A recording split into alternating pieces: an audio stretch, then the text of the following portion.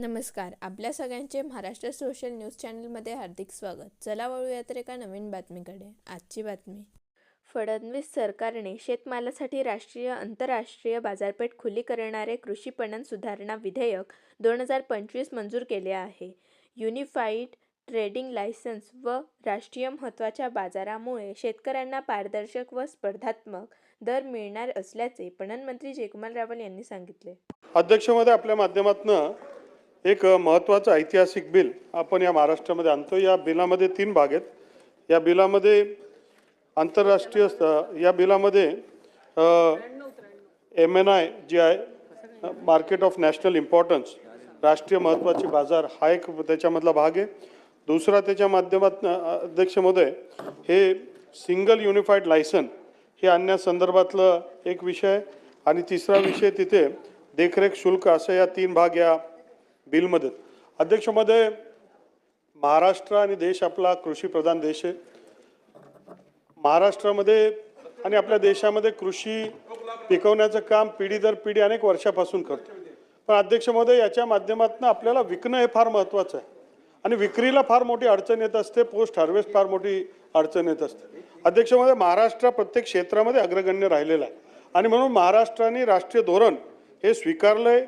त्याच्या माध्यमातून अध्यक्ष महोदय, मानस सरकारचं असं आहे की जगातलं सर्वात मोठं मार्केट, इंटरनॅशनल मार्केट हे महाराष्ट्रामध्ये स्थापन करावं, अशा प्रकारचा प्रयत्न याच्यामध्ये या माध्यमातून अध्यक्ष महोदय आंतरराष्ट्रीय स्तराचं एक मार्केट आपण स्थापन करावं.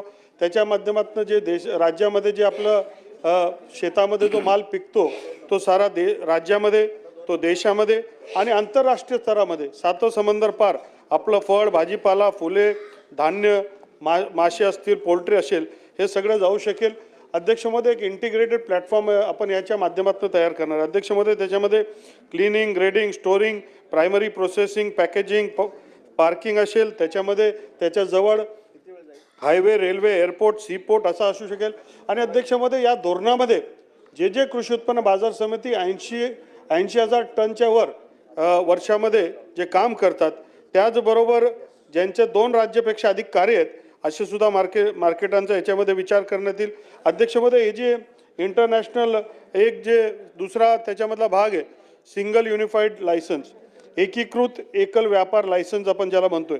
अध्यक्ष महोदय, आता एक देश एक मार्केट म्हणून आता सगळीकडे झालं आहे. एखादा आपल्या मार्केट कमिटीमधला शेतकऱ्याचा माल त्याला जर त्याच्या मार्केटमध्ये, त्याच्या जिल्ह्यामध्ये, राज्यामध्ये, देशामधनं कुठेही विकायचं असेल तर त्याला ई-नाम प्लॅटफॉर्मच्या माध्यमातून ही संधी या लायसन्सच्या माध्यमातून जो लायसनदार आहे तो खरेदीकार करू शकेल आणि मग एक फार मोठं मार्केट आपल्या या शेतकऱ्यांना मिळू शकेल. त्याचबरोबर हे जे मार्केट कमिटी आहेत अध्यक्ष महोदय, यांना देखरेखचा शुल्क आपल्याला मिळत असतो, ज्याला आपण सुपरविजन चार्जेस म्हणतो. अध्यक्ष महोदय, हे जे सुपरविजन चार्जेस आहेत हे सुद्धा वाढून 5च्या ऐवजी 10 पैसे करून याच्या माध्यमातून एक सचिवांचं कॅडर स्थापन करणं आणि त्या माध्यमातून व्यवस्थितरित्या यांचं संचलन करणं, असा या बिलचा हेतू आहे. आणि म्हणून आपल्या माध्यमातून मी विनंती करतो की हा बिल मान्य करावा. बातमी आवडल्यास चॅनलला लाईक व सबस्क्राईब करा व दररोज अशा नवनवीन बातम्या पाहण्यासाठी चॅनलला फॉलो करा. धन्यवाद.